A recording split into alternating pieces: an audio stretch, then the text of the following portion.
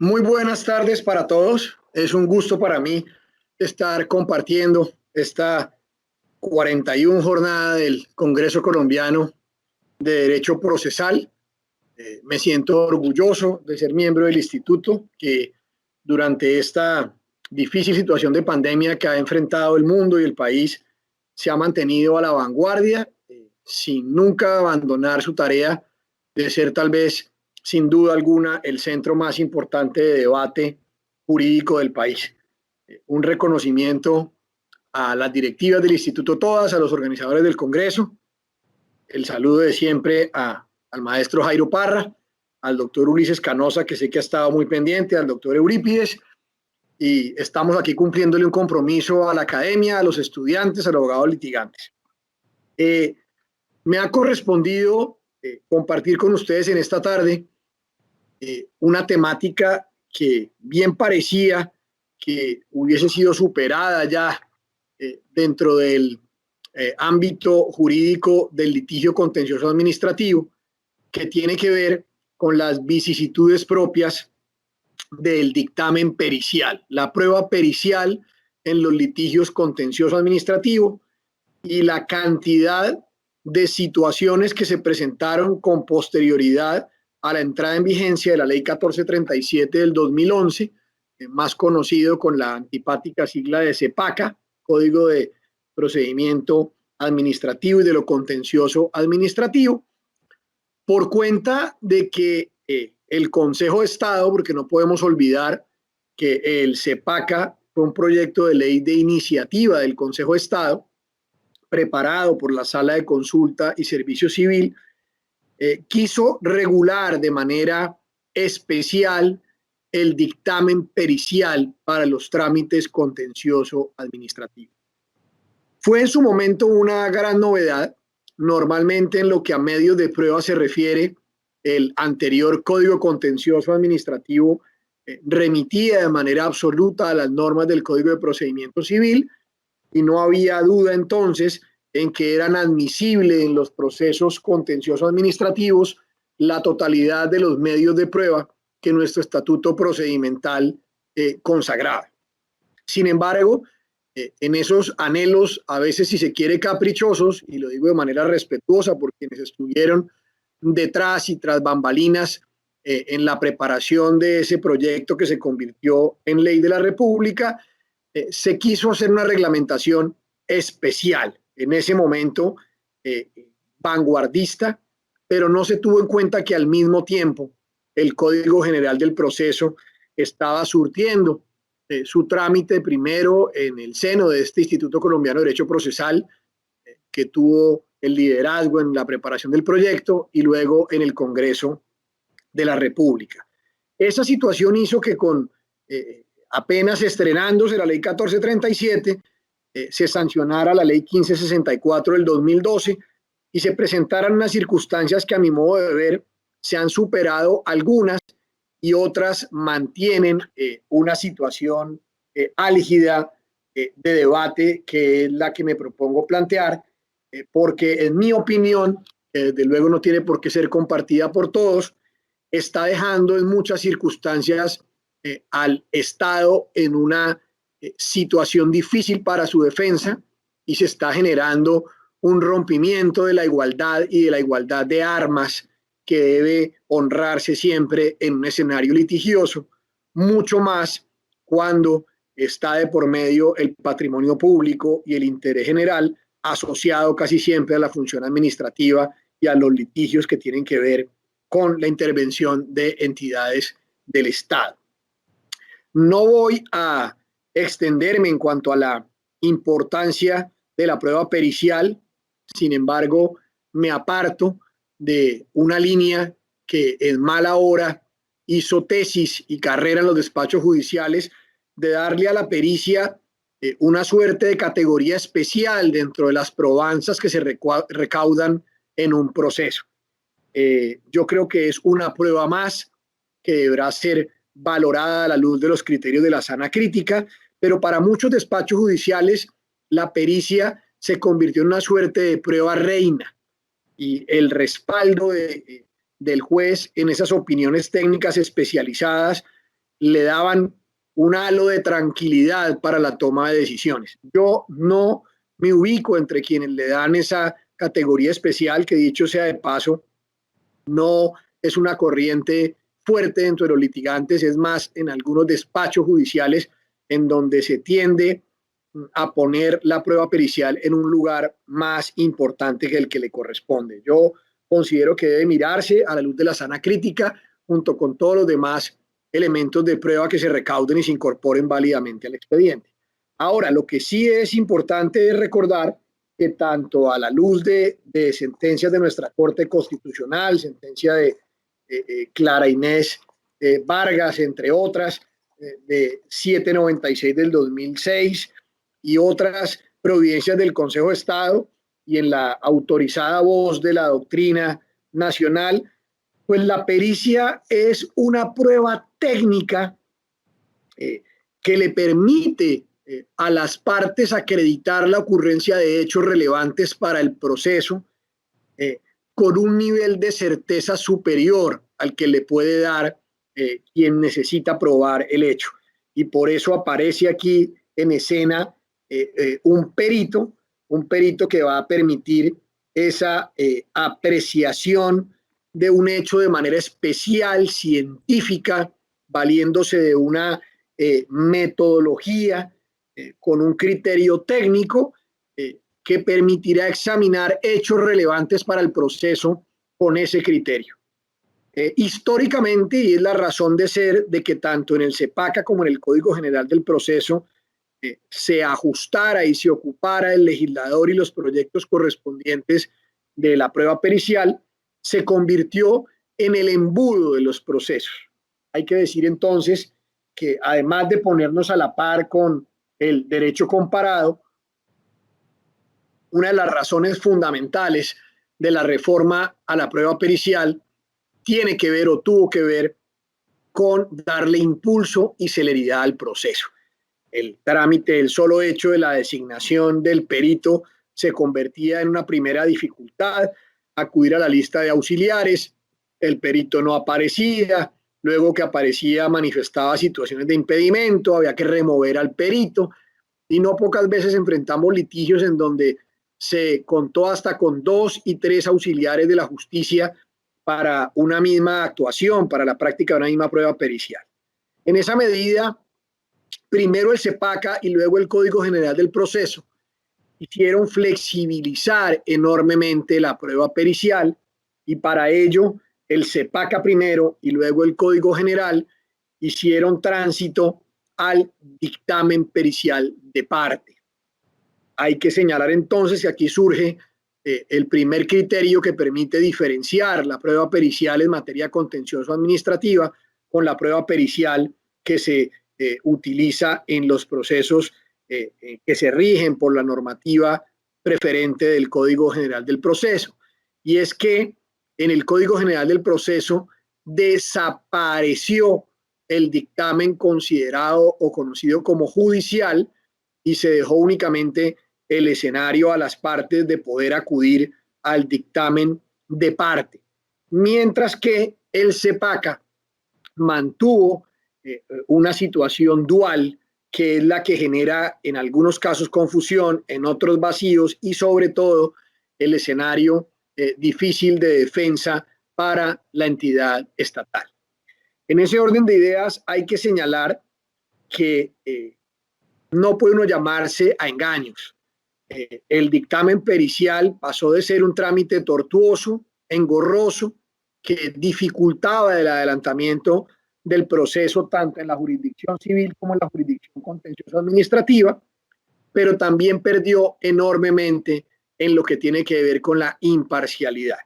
Ya lo he dicho en otros escenarios, lo digo si se quiere con un poco de humor, pero no conozco a nadie que arrime al expediente un dictamen de parte que no le sirva. Y muy a pesar de que la reglamentación de la prueba da cuenta del criterio de imparcialidad que debe acreditar el perito y de esas circunstancias que apuntan todo no solo a su idoneidad, sino a que el perito esté en capacidad de valorar tanto lo que le sirve como lo que no le sirve a quien lo contrató, no deja de ser más que un buen propósito. Todos sabemos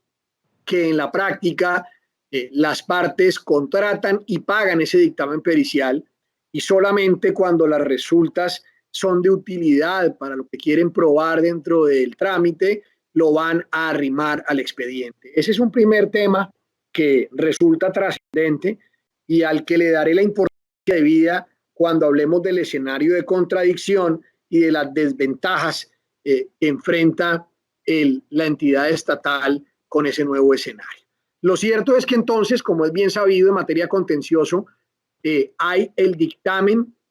pericial de parte como regla general, pero existe la posibilidad para algunos supletiva, para mí con la misma posibilidad y más bien discreción del litigante de poder solicitar al juez que decrete la realización de un dictamen, caso en el cual hablaríamos del dictamen judicial. En materia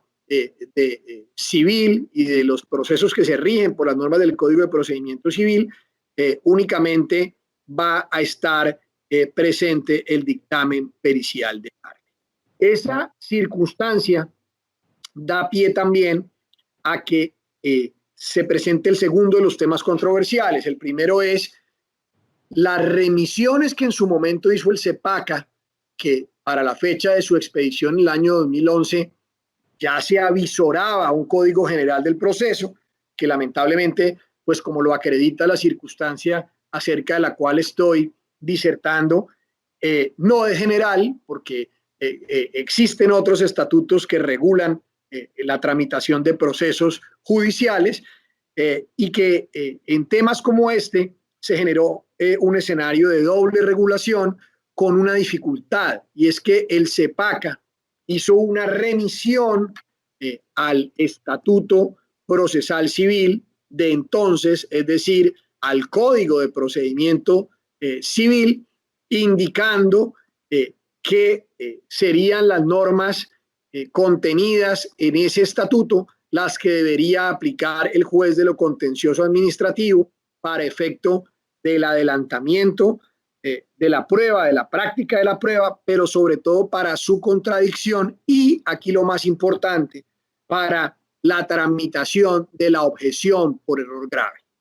Allí surge entonces el primer punto de quiebre. El CEPACA mantiene de manera expresa la posibilidad de que haya una trámite o se hable de una objeción por error grave, en donde se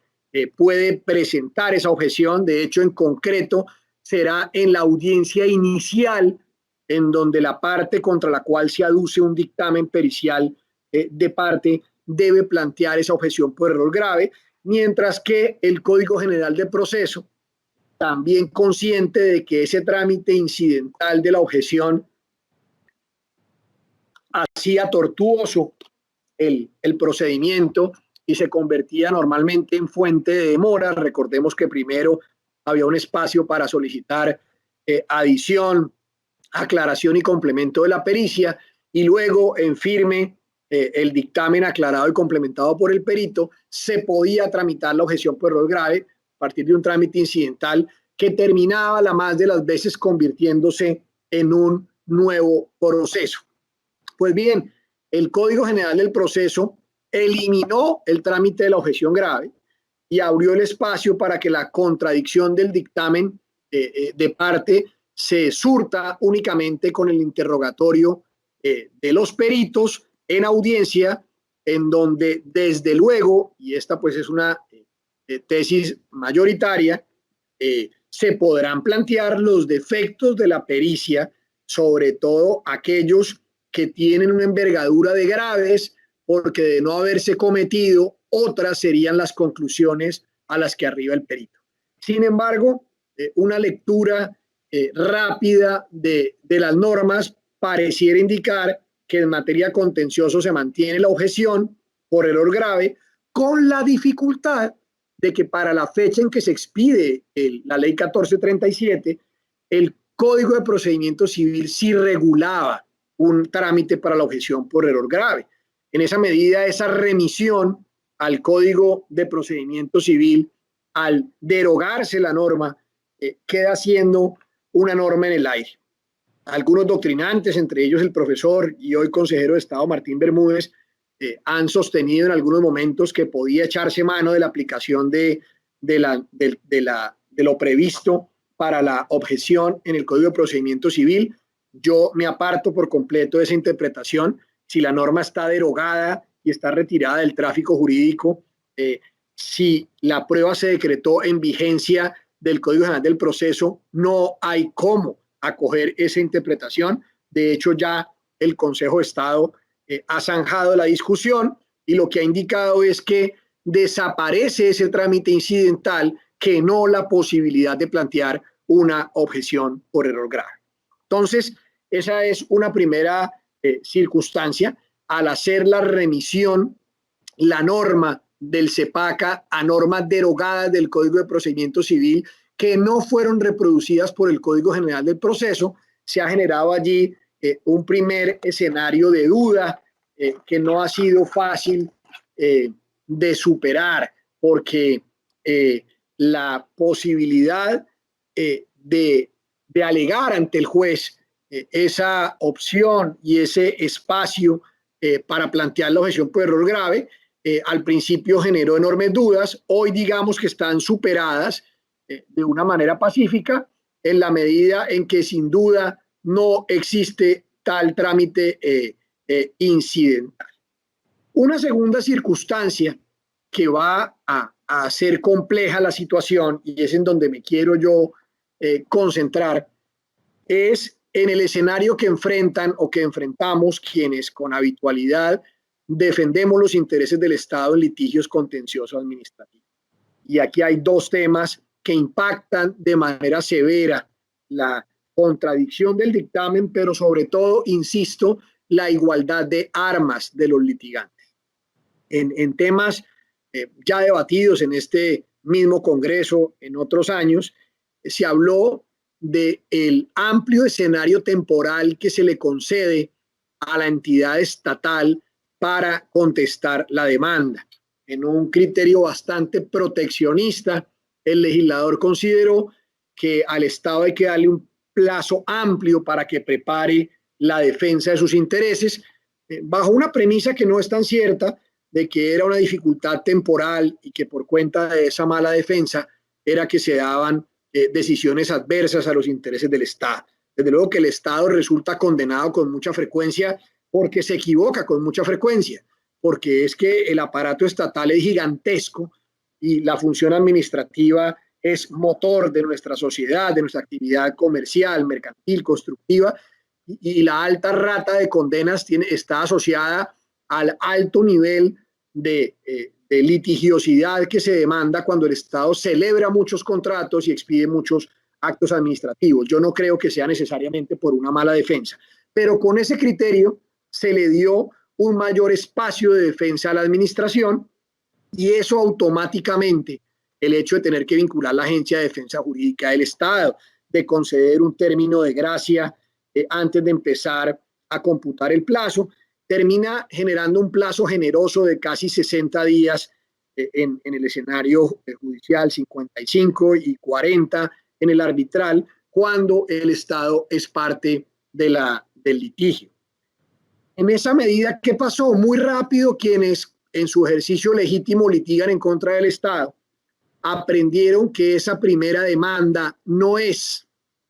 y quienes litigamos del otro lado defendiendo intereses del Estado también sabemos que la primera demanda no va a ser jamás la demanda definitiva, y que será en la reforma de la demanda en donde se plantearán de manera completa los argumentos de quien pretende obtener una condena en contra del Estado, bien por incumplimiento de un contrato, bien porque se ha generado una responsabilidad extracontractual o porque consideran que un acto administrativo le ha causado un perjuicio indemnizable por cuenta de su ilegalidad.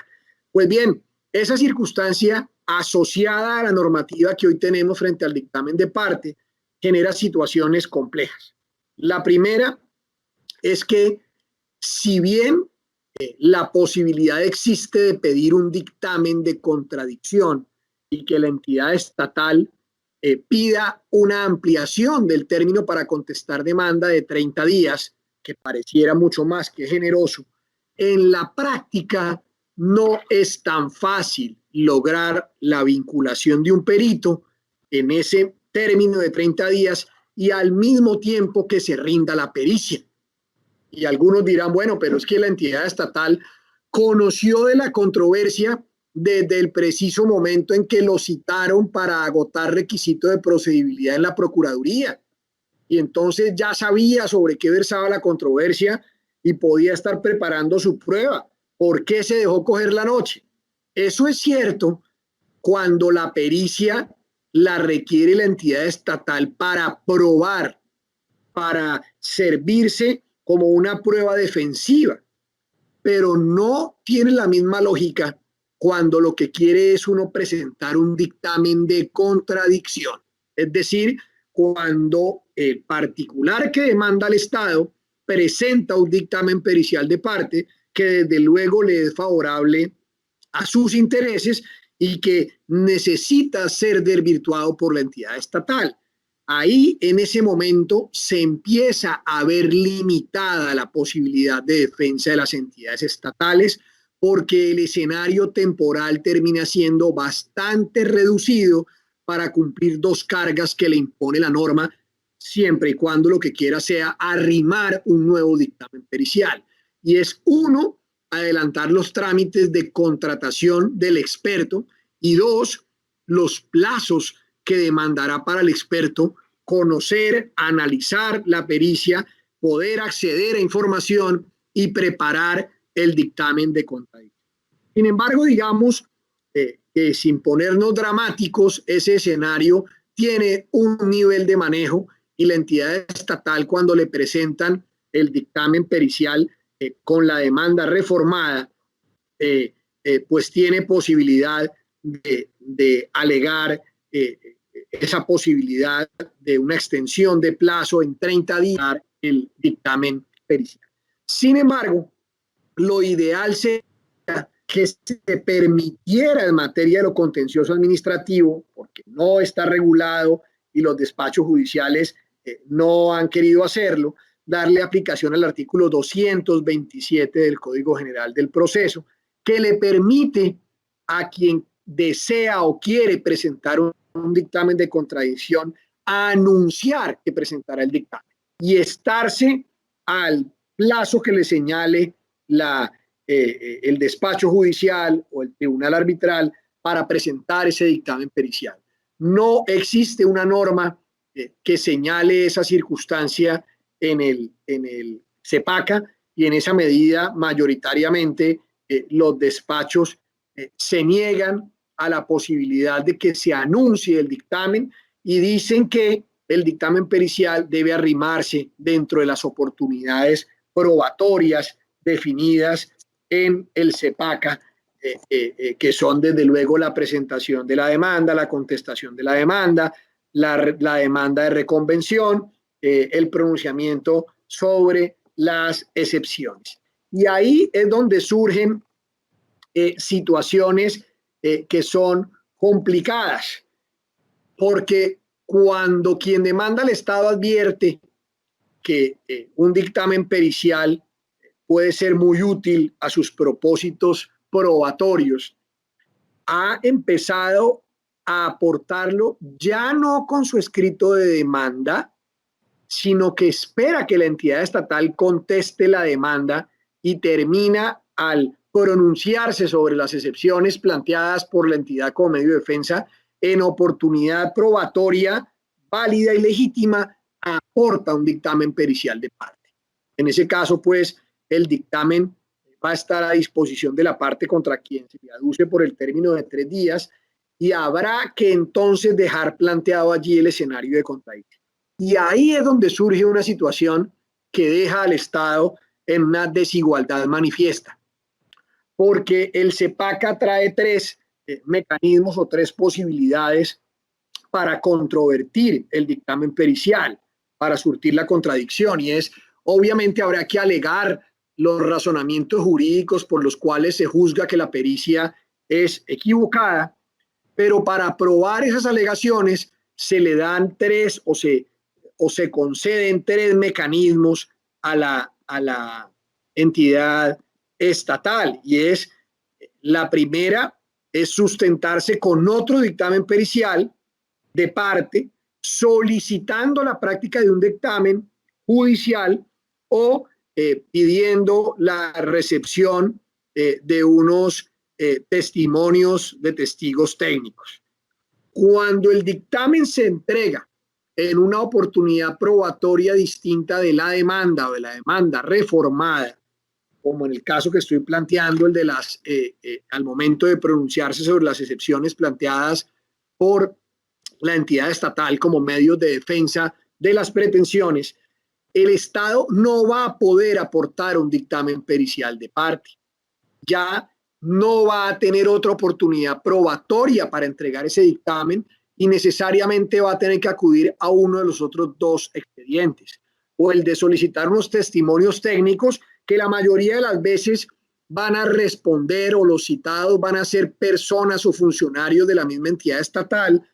lo que automáticamente va a permitir que la contraparte ataque y mine la credibilidad de ese testigo técnico por estar vinculado a la entidad o por tener muchas veces o haber tenido incidencia en los hechos motivos de controversia,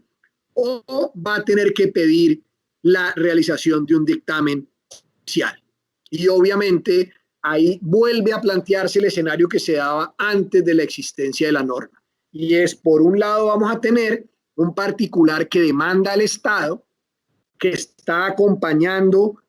a su demanda, incorporado en oportunidad probatoria, un dictamen de parte elaborado por un perito con unas calificaciones especiales. No quiero aquí con ello ser antipático con quienes están en las listas de auxiliares de la justicia, pero obviamente la calificación del perito de parte casi siempre es superior a la de quienes están en esas listas de auxiliares, y la entidad estatal va a empezar a jugar a la lotería de que la pericia, como la propone, tenga el resultado deseado. Y ahí sí va a pasar lo que ocurría en el pasado, y es que ese dictamen judicial puede tener resultados de distinta naturaleza. Y ese es el punto que me parece a mí neurálgico. Se queda entonces la entidad estatal sin la posibilidad de controvertir el dictamen de parte que le están aduciendo con otro dictamen pericial de parte. Es físicamente imposible que en el término de 3 días la entidad estatal vaya a tener la posibilidad de vincular al perito y de practicar el dictamen, y más cuando no se está dando la posibilidad de anunciar el dictamen. Yo creo que más pronto que tarde tendrá que regularse o expedirse una norma de una parte que unificara las dos situaciones, es decir, que se suprimiera en definitiva el dictamen judicial en el escenario contencioso administrativo. Entiendo que algunos de los argumentos tienen que ver con que a veces quien demanda al Estado está en una condición de asimetría que no le permitiría servirse de un perito de parte, pagar los costos de un perito de parte, y que por eso se ha mantenido el dictamen pericial, pero lo cierto es que el dictamen judicial va a tener siempre una categoría, si se quiere, distinta, para no hablar de inferior, frente al dictamen pericial de parte. Entonces, ese sistema dual que está hoy consagrado en los artículos 212, 218, 219 y siguientes del Código de Procedimiento Administrativo y de lo Contencioso Administrativo, va a tener que ser revisado, o bien para suprimir el dictamen judicial, o bien para empezar a ajustar la posibilidad de contradicción y los mecanismos de contradicción del dictamen a las situaciones que se presentan por cuenta de los términos y los plazos dentro de los cuales se puede, uno, reformar la demanda, y dos, hacer uso de facultades probatorias. Porque, insisto, la norma parte del supuesto para mí equivocado, de que todos los dictámenes periciales de parte los van a entregar con el escrito de demanda y que en consecuencia la entidad estatal debe o puede aportar su dictamen con el escrito de contestación, para lo que se le concede ese término especial ampliado de 30 días en el plazo que la normativa le confiere. En ese orden de ideas, son, digamos, cuatro las situaciones a solventar. Por un lado, la existencia en uno de los estatutos de dos tipos de dictámenes, el de parte y el judicial. En el Código General del Proceso solamente el dictamen de parte. Segundo, la posibilidad expresa de plantear una objeción por error grave, que desde luego cuando se le sancionó el CEPACA apuntaba a que pudiera ser adelantada conforme el trámite incidental del Código de Procedimiento Civil, que desapareció. Esa segunda vicisitud está superada en la medida en que se puede plantear la objeción por error grave. Lo que pasa es que no habrá trámite incidental y habrá que hacerlo en el momento, en la audiencia inicial, en donde se plantearán los reparos al dictamen, incluida la objeción por error grave, y se indicará cómo se pretende acreditar esa objeción si es con el dictamen ya arrimado. El tercer tema tiene que ver con la contradicción, porque la contradicción del dictamen judicial entonces no tiene una norma que lo regule y habría que acudir en algunas soluciones a una norma derogada y sustituida, como son las del Código de Procedimiento Civil, porque el Código General del Proceso no prevé una etapa de contradicción. El Consejo de Estado ya se ha pronunciado y ha dado el espacio para permitir la interpretación en el sentido de que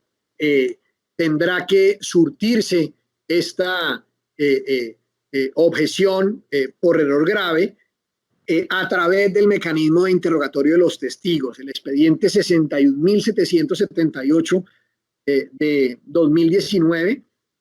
se plantea esa posibilidad, sentencia del Consejo de Estado, en donde dice se puede plantear la objeción por error grave a partir de las preguntas y el interrogatorio al perito, pero desde luego cumpliendo con la formalidad de que debe ser en la audiencia inicial. Y por último, está la situación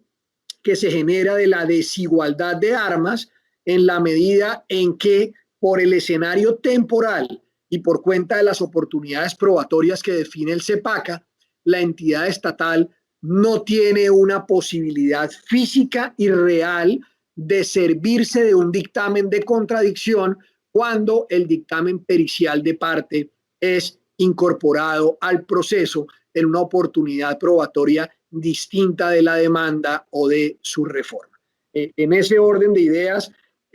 lo que quiero dejar planteado a este foro, que siempre será, y así lo he dicho todas las veces en que me han invitado a participar, el escenario de debate jurídico más importante de Colombia. Aquí están todos los litigantes, todos los estudiantes de derecho, todos los funcionarios de nuestras altas corporaciones, los magistrados, los jueces,